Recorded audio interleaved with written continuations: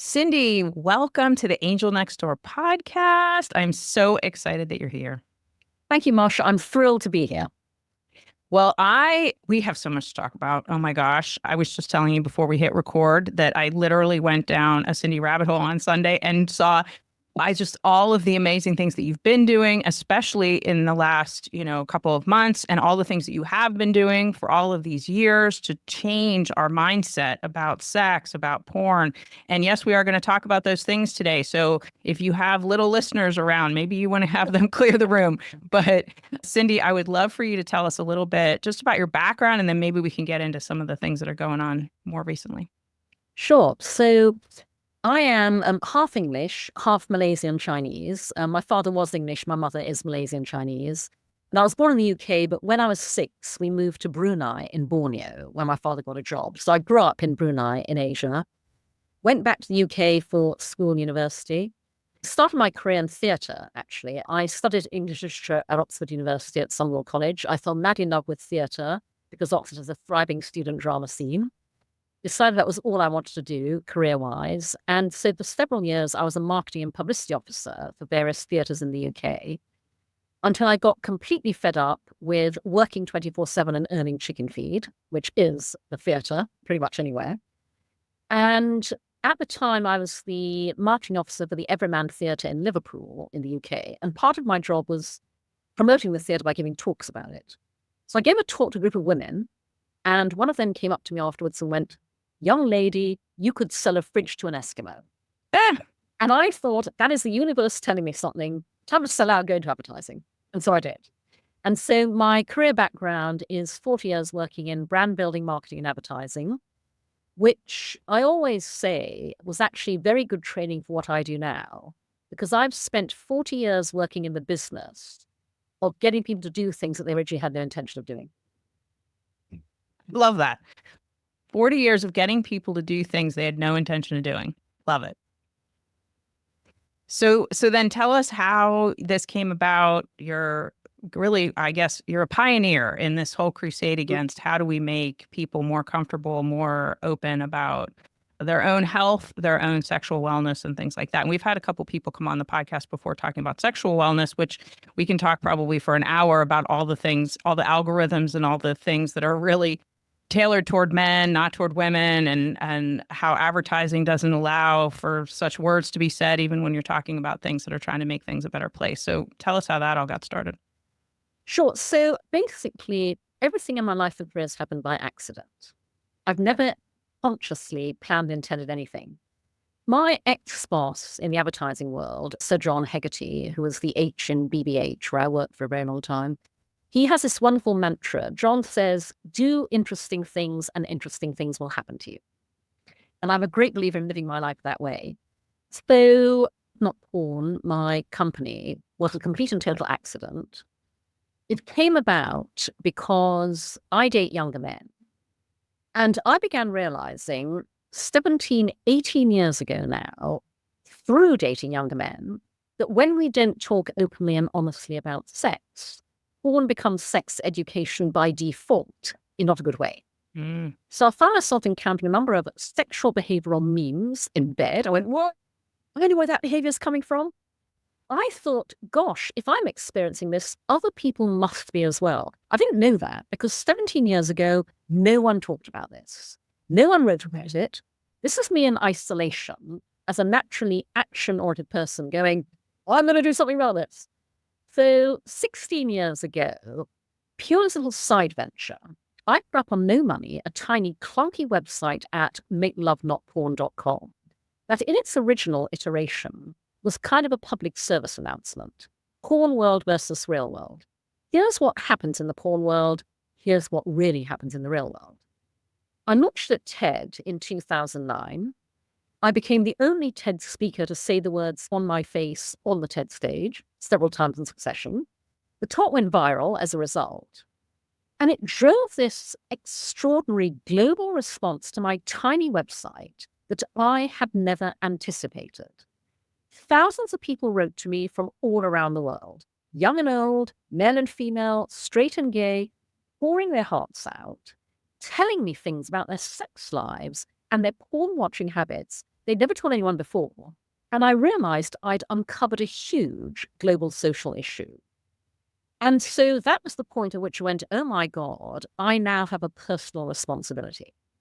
I have to take Make Love Not Porn forwards in a way that will make it much more far-reaching, helpful, and effective. So I turned it into a business designed to do good and make money simultaneously, which I know we both believe should be the future of all business, ultimately. That's right. That's right. And what I did was, for 16 years I've said, the issue isn't porn. The issue is that we don't talk openly and honestly about sex in the real world. Because if we did, people would then be able to bring a real world mindset to the viewing of what is produced performative scripted entertainment.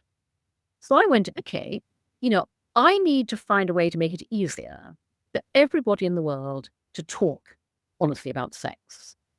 So I decided very simply to take every dynamic in social media and apply them to this one area of universal human experience that no other social platform allows in order to socialize sex. And so I turned Make Love Not Porn into what it is today, which is the world's first and only user-generated and, importantly, 100% human-curated social sex video sharing platform. So we're kind of what Facebook would be if it allowed you to openly, healthily sexually self-express, which it clearly does not. The way to think about us is, if porn is the Hollywood blockbuster movie, Make Love Not Porn is the badly needed documentary. We are a unique window onto the funny, messy, loving, wonderful sex we all have in the real world. And what we're doing, as I said, is we are socializing, normalizing, destigmatizing sex, bringing it out of the shadows into the sunlight to promote consent, communication, good sexual values and behavior. We are literally sex education through real world demonstration. Wow. That's amazing. And what really scares me today is how readily available very bad pornographic videos are to children on YouTube. I am terrified. And one can lead to another, and it can just very, very bad. Then younger and younger and younger children are getting exposed to this. So I know that is also part of what a big part of the problem you're already solving a big problem, obviously, but this other part of the problem too. So can you talk about that? Sure. So you're absolutely right, Marcia, because I have to tell you, kids have been writing to me since day one of Make Love Not Porn, teenage boys, teenage girls. And in fact, I will just share with you and our listeners, because, that there are moments in the past 16 years I've never forgotten. I was at an event, a kind of gathering, a bit like conference, which was for families. And I spoke on a panel about Make Love Not Porn. And there was a family in the audience, mother, father, and a boy, blonde haired, blue eyed, angelic looking, young teenage boy who actually put his hand up and asked a question, which was terrific. Anyway, later on, I was in the audience for another session, and this boy came up to me, 16 years old, I think he was, and he said to me, and he came up to me because clearly, and this is many years ago, this is literally like 15 years ago, soon after, my TED Talk, because obviously he felt I was somebody he could talk to, and he said to me, I've never had a girlfriend, and I've been watching porn, and I've been watching more and more hardcore stuff because it takes more and more of that to get me going. And I'm really terrified that when I do have a girlfriend, I won't be able to have a proper relation with her because I will only be turned on by the stuff I'm watching. And I was honestly, in that moment, I was speechless because I didn't know what to say to given what he just said to me, and I think what I said was, listen, when you meet a girl you like, start from scratch with her, talk about what she likes, I gave that, but I've always, blonde, blue-eyed, innocent-looking young boy asking me this question. So reaching out to me for the past 16 years have been parents and teachers, and I've spoken to a lot of both. Basically because Make Love Not Porn we are more legal and legal, we're for 18 and over. I will just tell you that, has a very powerful capability. We have the ability to change sexual attitude and behavior for the better. And so parents for years have bought their teenage children subscriptions to Make Love Not Porn because they tell us, I want my kids to see what happy, healthy, loving sexual relationships actually look like. And in the past year, we've gotten more and more of those requests, and they've gotten more desperate.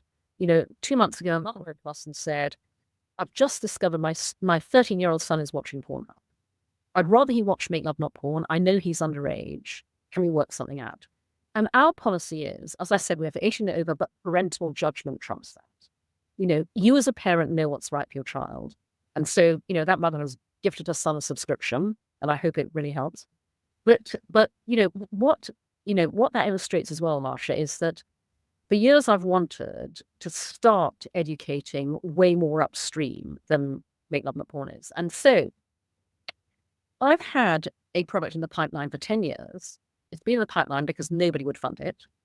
But we are finally able to start designing and building it because last year we were able to launch our first ever equity crowdfunding campaign. And it's our first ever because historically, like all other business infrastructure, no crowdfunding platform would admit Make Love Not Porn. But I know. the no adult content clause is ubiquitous with every single piece of infrastructure other tech startups get to take for granted.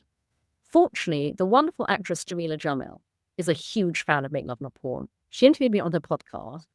She is very candid about how porn impacted her self-esteem, her relationships growing up. And so she proposed that she lead an equity crowdfunding campaign as our lead investor and brought us to WeFunder. So we're able to launch a campaign. We're targeting just over $1 million. We've raised just over 400,000. But that has enabled us finally to begin designing and building MakeLoveNotPorn.academy, which is the 0 to 18 and beyond sex education expansion of what we do. This is what I characterize as the Khan Academy of sex education.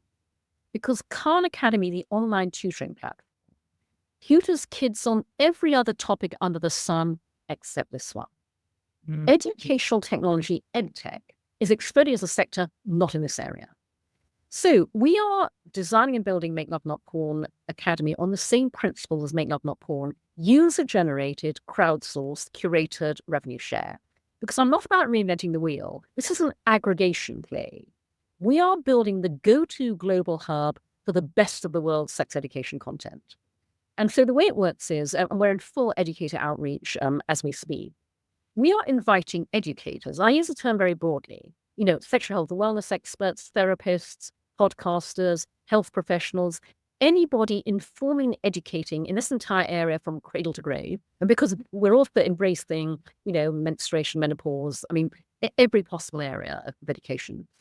And we're inviting them to share on the Academy their own content, their course materials, books, videos, anything they want to sell as well.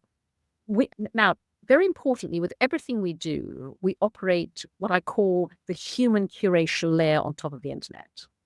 I designed to Make Love Not Porn through the female lens to be the safest place on the internet. There's no self-publishing of anything, and they won't be on the Academy. Human eyes watch every video submitted to Make Love Not Porn from beginning to end before we approve or reject and republish it. Human eyes will vet every educator, every piece of content on the Academy. And by the way, our criteria is very broad. On Make Love Not Porn, your video must be legal, consensual, and real. Then anything goes. We exist to celebrate the full glorious spectrum of human sexuality. On the Academy, your content must be educational, fact-based, and non-judgmental. And then, anything goes. And we are then going to make all of this easily searchable by age appropriateness. So if you're a parent freaking out going, oh my God, my 6-year-old asked this, it's there. We're going to give you the tools and content to be able to have that conversation with your 6-year-old. If you're a teacher for the class for 14-year-olds, we're going to feature a ton of amazing, sex education curricula people around the world have designed that people in other countries have no idea exist. So you can pick and choose, for your classroom. If you're an adult, access all areas because adults are equally desperate for all this information. But the important thing, Marcia, is that the Academy will be where children and young people can access sex education without parental teacher gatekeeping. And here's just one example of why this is so critically important. So I have a friend who's a mother, And as you have to these days, she monitors her kids' browsing history. So this happened a few years ago. Her son was 8 years old at the time. And she saw, to her horror, that on the family computer, he had Googled sex for children. So she freaked out, but did stay calm, sat him down, darling, I happen to see that you were, talk me through why. This anecdote is adorable and horrifying in equal measure because her son wondered about sex. He was a child.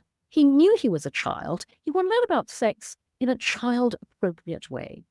He sweetly, innocently Googled sex for children. You can imagine the kind of thing that came back utterly traumatized. And so the academy will be where an 8-year-old boy can enter his age on the homepage, and we will only serve him age-appropriate content. And, a lot of this sort will be free to access, per that example. But, it's very important that educators will be able to sell, anything they want to books and products because, in the 16 years I've worked on Make Love Not Porn, I've built up a huge network of brilliant sex educator friends all around the world who face all the same challenges I do. Their content gets blocked on Facebook and Instagram. They're suspended. They're banned from advertising. They can't even make a living doing this. They have to take other jobs to survive. I want to change that because this is enormously valuable work. And the key thing, Marcia, is, so I've said to my team, our mission with the Academy is to help organize the world's sex education information to make it universally accessible and useful. That is a deliberate paraphrase of Google's original mission statement, to organize the world's information to make it universally accessible and useful, because today they don't. The algorithm is biased.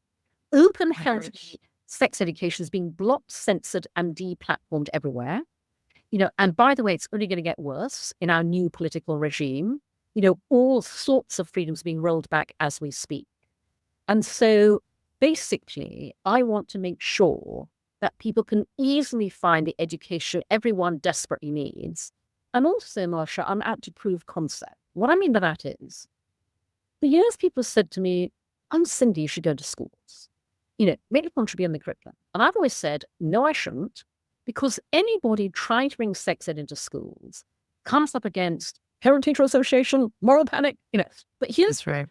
The people keeping sex ed out of schools, do you know what it would be like if they allowed it in? They're just going to be really bad. In their heads, they have this abstract concept, Sodom and Gomorrah will ensue. So when we take the Academy live as an MVP, which we plan to do later this year, we can hit our funding goal. When I can show you, therefore, what does not exist anywhere at the moment, which is the best of the world's sex education content all in one place, and you can see for yourself at a glance how brilliant, informative, educational, healthy, and importantly, non-threatening it is, and you can pick and choose according to age appropriateness, cultural sensibility, because we will have Christian sex ed, Jewish sex ed, Muslim sex ed, and importantly, pick and choose by personal comfort level. We just make it accessible. You decide what's right for your family, your classroom, your school. That is when I think I can get sex ed into schools. I'm doing this outside the system to get it into the system. Interesting. I also worry a lot about, as women, what are we teaching girls by having them see porn as their only way of understanding what sex is about, and that they think it's okay to be, treated badly or, whatever the story is.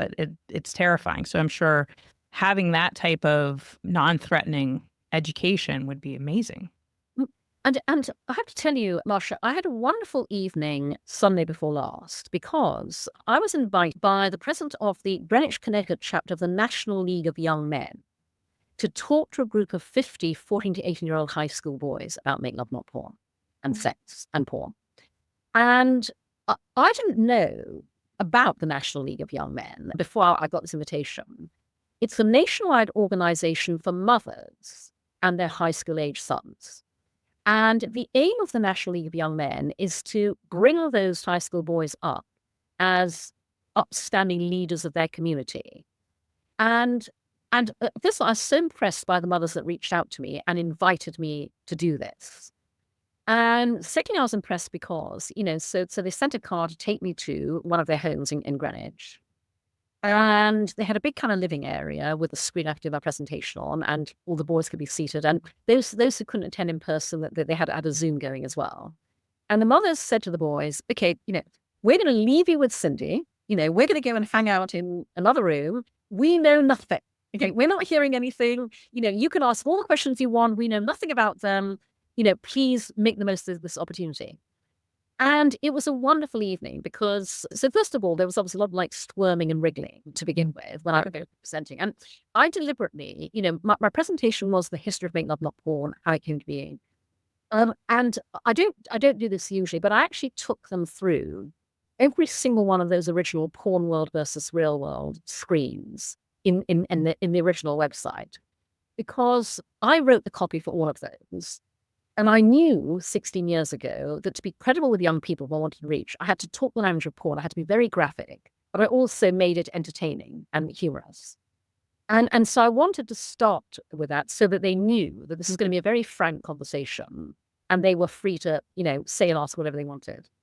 So, talk them through everything and then open up the Q&A. And again, nobody wanted to ask a question until the first boy didn't say, all of a sudden, they just, once they knew they could really ask anything, they just opened up. And it was wonderful because, it was, the themes were all the usual insecurities around sex and, what do girls like? And, and all anybody ever wants is to be good in bed, and they are learning from completely the wrong places, Right. And so it was fantastic to have an opportunity to answer all of those questions freely and frankly. And by the way, again, as I mentioned, Marcia, I've been doing this for years because I remember a teenage boy wrote to me, again, some years after we launched. And he said, I think he was 15. He said, I'm having sex with my girlfriend because guess what? Underage sex happens. He said, please tell me how to make love, not porn. I really want to know. And I know my parents sure as hell won't tell me. And, when I get an email like that, Marcia, I write back and I write back at okay. I mean, however stressed I am, keeping Make Love Not Porn going, I absolutely drop everything. And I wrote back at length in detail. And he wrote back to me and he said, thank you so much. My girlfriend asked me, where did you learn that? Oh, that's good. So I welcome the opportunity. And, and by the way, I'm planning to do a mini masterclass of my own, a series of videos on Make Love Not Porn Academy when we launch, because I want to distill all of the advice that I've been giving, people all these years so that it's there for parents and for young people. So importantly, the Academy is absolutely about educating about love and intimacy and relationships and telling teenage girls, it's not okay if this happens, and telling teenage boys, this is what will make you good in bed. Our aim is to get as far upstream as possible. So I talk about the Academy as it's the 0 to 18 and beyond sex education extension. And that's because today parents need to be educated about sex as early as possible. And so we are going to provide that there is wonderful content out there that people often can't find, that is being blocked, as I said, on social. And so I want to make all of that easily and openly accessible to everybody, because boy, oh boy, in the coming years, we are going to seriously need that. Yeah, absolutely. So in the last 16 years, you've been pretty much funding this yourself. You haven't really gone out for a fundraise before this, right? Actually, no. I've been trying to raise funding for 16 years. Oh, okay. You've been trying to raise funding for 16 years. No. But you're absolutely right, Marcia, because first of all, it took me 2 years. I pitched the idea for Make Love Not Porn, a social sex platform, from 2009 to 2011, because that is how long it took me to find one angel investor who got it and put up $100,000 in seed funding to build the platform. He has been our only primary investor since. He's been wonderfully supportive. He's put in a total of like $4 million over the past 16 years. But to your point, I have put in all my savings. I've liquidated my retirement fund. I have destroyed myself financially to keep this business going in a way that, by the way, many female founders do, because we have no option. And so, by the way, I absolutely have to make this payback for me, because I'm a 65-year-old woman with no retirement fund. That's not a good place to be. but what I found, Marcia, and this is, I mean, female founders, as you know, have many challenges raising funding. I represent the triple whammy of unfundability. I'm female, I'm older, and I have a sex tech venture. By the way, I actually represent the quadruple whammy of unfundability because I'm also a woman of color. Color. Yeah, I was going to say you're also a woman of color, right? But I'm white passing, so I don't include that. Okay. Fortunately for me, that's not a barrier. The weight is for other people. But there is one very unique challenge that I face, which is, I've realized in 16 years of trying to raise funding that my investors absolutely are out there, and there are a ton of them, and there are a ton of them in every country in the world.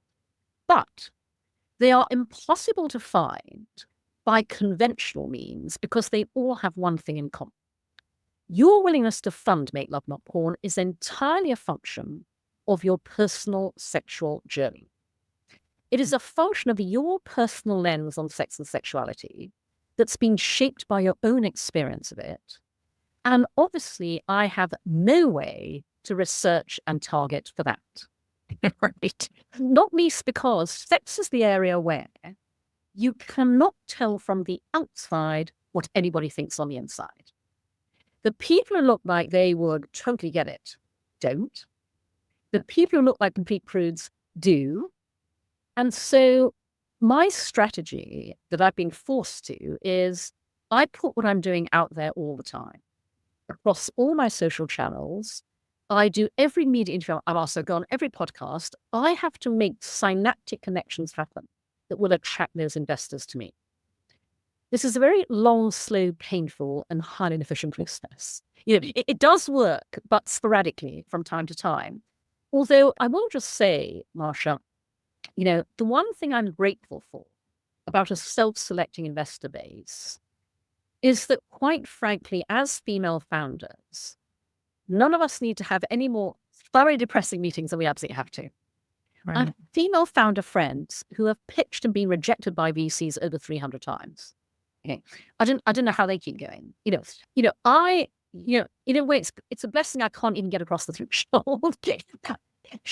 Because honestly, I could not take that. So in a way, when I am having an investor conversation, I know at least they are predisposed towards what I'm doing. Because if you are not, and that's the thing again about sex, if your personal sexual journey has had a negative impact on how you view anything to do with sex, there is no rational argument that is ever going to overcome that.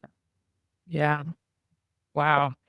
Yeah. So quite recently, you were on a session of Creative Mornings, which I love because there's so many interesting. Oh my God. My friend Tina Roth Eisenberg's organization, it's amazing. Yeah. Amazing. Right. So you were talking about the three main reasons, and that was number one, right? That you just mentioned about why it has been such an uphill battle for you you went out raising $1 million on the WeFunder campaign a year ago, right? And now you're up to about, I just looked a couple minutes ago, it was about 413,000. So since Sunday, you got up a little bit, right? We're definitely going to put the link in the show notes so that Fantastic. people can go to the site. But tell us about the other two, because they were also fascinating. Sure. So for our listeners, Tina of Creative Mornings asked several people to do a talk about failure. And so I talked about the fact that, I both tried to do a full fundraise, Make Love Not Porn, and failed at that. And we launched this equity crowdfunding campaign, targeting just over $1 million nearly a year ago now. And I've spectacularly failed to hit that goal. In an era where we hear all the time about how founders are raising tens and hundreds of millions of dollars, and where we hear about, crowdfunding girls blowing past their target in like the first 24 hours. And so I said that, I had 3 learnings that I took away from this failure, which, I welcome the opportunity to share with the audience because I felt they could be helpful. And the first learning was, as we've just discussed, it's not me. This, because people are funny about sex. And this learning was reinforced because when I launched the WeFunder, I naively thought that with my network, with my following, my fan base, and doing the drum mills, hitting $1 million in 2024 as it was then should not be that difficult.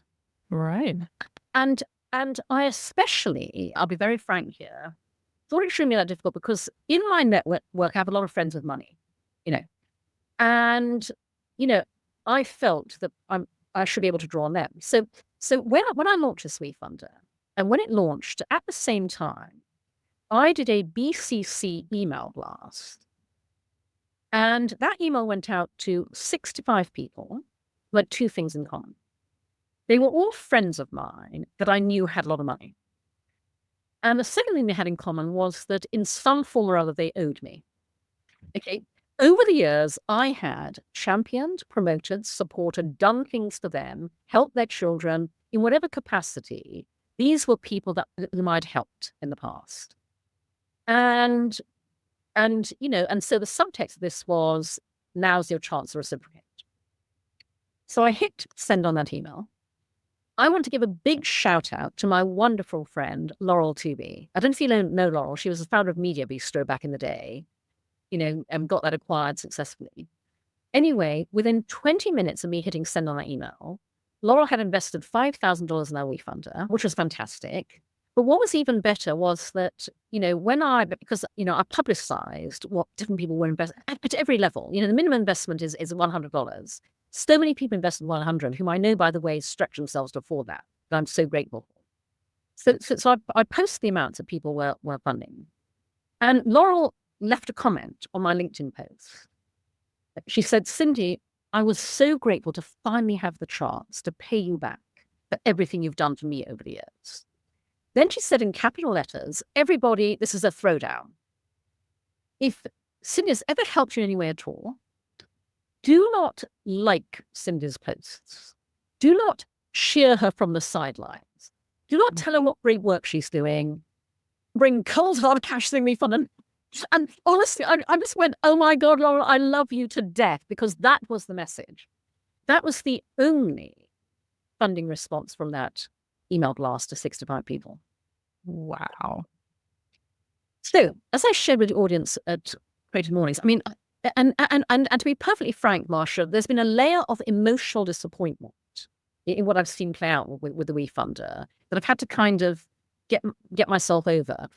At the same time, by the way, I've been very moved by, there are people who are, even advertising industry friends, who really stepped up to the plate, whom I would not have expected to, who put in like thousands of dollars. But I had the opportunity to have this conversation with a few very old, very dear friends about why they had not funded my WeFunder. And these were people I've known for a long time who, in this case, were good enough friends who were willing to be honest with me. And what they said was, and there were differing reasons, one was upbringing, one was religion. They were frank about the fact that they were too uncomfortable to contribute to anything to do with sex, even when it was me, and even when it was a business designed as Make Love Not Porn is to help end rape culture globally. Now, fortunately, I found a way around this, because when I began getting an indication of this, I made it clear to them, and I've said this publicly, what you can do is you can absolutely invest in our WeFund and say, I only want my funding to go to the academy. Because these friends were okay with the sex education platform, they were not okay with Make Love Not Porn, the video sharing platform.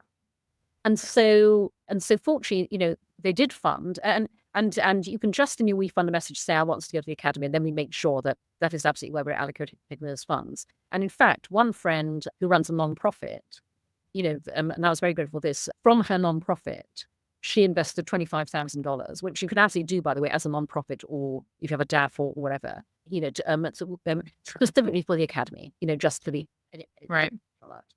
But yeah, that was quite the revelation, and that was why I said to the audience, the important learning there is it's not me, because when you fail, your failing may be due to reasons that have nothing to do with you, and it's really important to know that. And then the other two learnings were, so I shared with the audience the fact that I was interviewed last year for a series on leadership.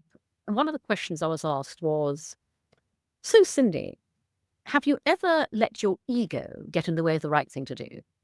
And I just burst out laughing and I said, what ego? Because I am humiliated on a daily basis working on Make Love Not Porn. And what I mean by that is not at all in a general context, because I can promise you that in 16 years, there's been nothing but a favorable response worldwide to what Make Love Not Porn is and the solution it presents to the issue it's tackling. But in the business and financial world, every day I'm made to feel like a pariah, scorned and looked down on by the financial and business institutions that I need to partner with, whether it's banking, payments, business infrastructure, services for a video streaming platform, because of the nature of my business. So I left my ego behind a very long time ago. And so my second learning was, when you have no ego, failure lands very differently to the way it does many people. It's when you're living with daily humiliation and degradation and abasement, honestly, failure does not feel when you have no ego. And then the third learning that I shared with them was, I spoke about the fact that I'd announced very publicly 2.5 years ago in the press that I was setting out to raise around $20 million to scale Make Love Not Porn. I had, announced very publicly, we're launching this WE fund and we're targeting just over $1 million. And actually, what I'd learned was nobody's watching. So nobody is shaming me, publicly or privately, for not achieving either of those goals. And in fact, I shared with the audience that just a couple of days before I gave this talk at Creative Mornings, I'd had a lovely LinkedIn message from a man who had invested $1,000 in our WE fund last year, and who said he was doing some business deals, and if a deal came good, he wanted to invest more, which I really appreciated hearing. And he very kindly messaged on LinkedIn to say, "Wow, you're doing really well. The last time I looked, you were at 300,000. Now you're over 400,000. That's super." And so I said to the audience, I may have failed, but nobody's keeping score. That's right. So absolutely be aware of that. Nobody's watching. Okay, you may think you failed. Nobody's keeping score. And so what all this added up to was, I don't fear failure. I'm a big fan. I shared this of that wonderful Confucius quote that goes, "It does not matter how slowly you go as long as you do not stop." And I went, I'm just going to keep right on failing. I'm going to fail and fail and fail again until I succeed. And then I said to the audience, and by the way, if every one of you goes to WE Fund and invests $100, we'll be $2,000 closer to success and away from failure. That's right. Sure, a few of them did, but unfortunately not all of them.